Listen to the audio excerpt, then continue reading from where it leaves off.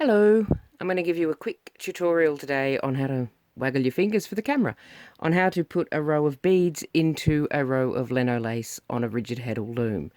It might work on other looms, I don't know. This is really, really easy and really effective and fun, good times for all. Now, for those who don't know the lino lace structure, this is an example. So as you can see, possibly with the background there, lino lace gives you these gaps because you take the warp threads and twist them over each other. So you end up with these sort of gaps there. And all we're going to do today is put a bead in those gaps. I mean, one in each gap, not just one in, that would be impossible. So that's lino lace unbeaded.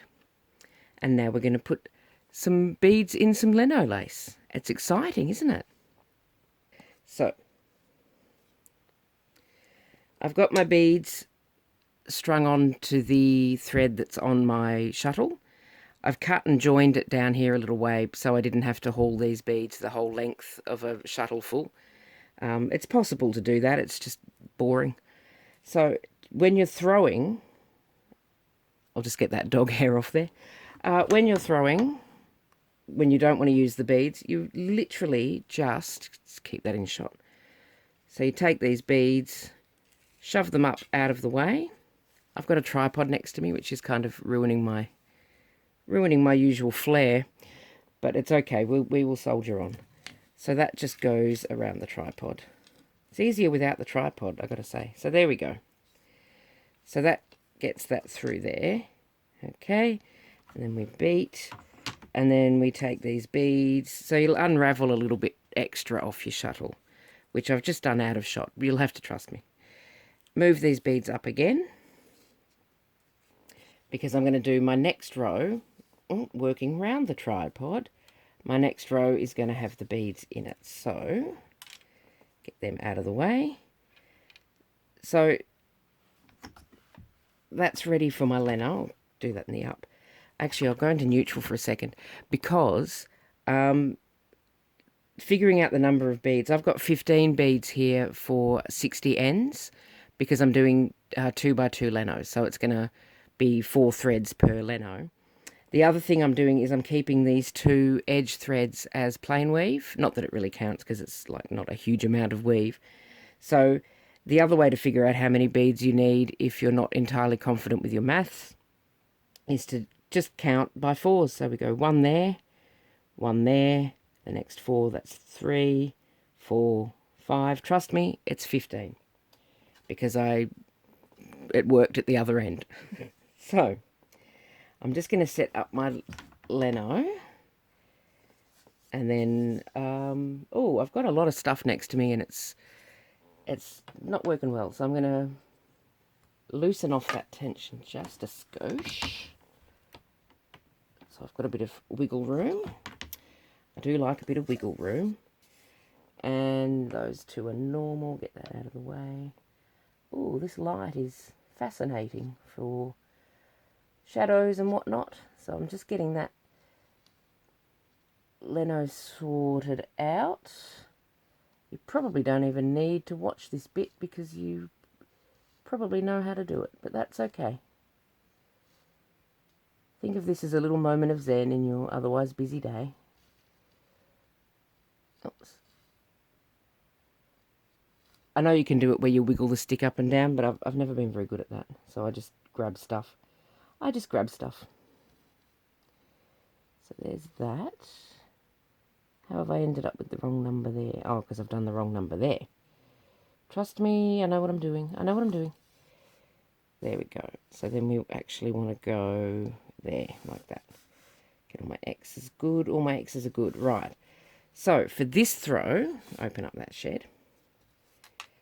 The first thing I want to do is get all of my beads down so that they'll be within the weavy bit. Technical term. Excuse me. I said excuse me.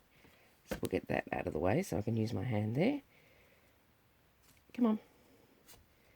So they're sort of basically, none of them are in the right spot. So I'm just going to manipulate and just pop a little bead in each gap.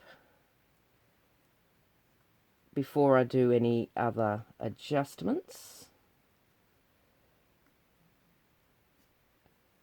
So we'll get all those beads. Oops, you come along with me. Thank you. And you. No, you have to come over here. Thank you. You go there, you go there. Jump. And you go there. That is not correct, because that one jumped. Because the other problem you've got is sometimes beads are badly behaved. So we'll shuffle them all along one. But ideally, well, not ideally, the only way that it's going to work the way you want it to, there we go, is if you have a bead in each gap, you need to pop back into there. Thank you. So, now I need to get that adjusted slightly. So I'm just going to push against that last bead and pull that up a little bit. You're looking peculiar. That's because you're in the wrong spot. So just then making sure that every bead is in a gap. And I've still got my my 45-ish degree angle there, just to take up the slack. And then we beat. And then we can adjust with our fingers if we want to. It's all a bit loose on this side, but that'll pick up when I change sheds. Actually, I'm just going to open up that lino a little bit before I go down any further. Like that. And then we work around the tripod. And we throw the next row. And it's as simple as that. I made it more complicated than it needs to be just then, because if they all sit in the right spot, down a little bit more, thank you. If they all sit in the right spot in the first place, it's much quicker. But it really is that easy. I've just caught that. And I'm caught over here. There's nothing like a tutorial from somebody who really knows what they're doing, yeah? Anyway, I hope that was helpful. And I'd love to see what you do with it. Give that another beat. And now I'm off to finish this one off and cut it off the loom. So I hope you found that useful. I don't know that I'm much for tutorials, and I'm especially not much for tutorials when I've got a tripod to work around. That's how you say tripod. That's how you're supposed to say tripod. Tripod. Anyway, I'm going to stop waffling on at you now, and tighten off that tension. There's my problem. And then finish this one off and get it off the loom and do something else. I hope it was helpful. Thank you very much for watching. I will see you next time. Bye.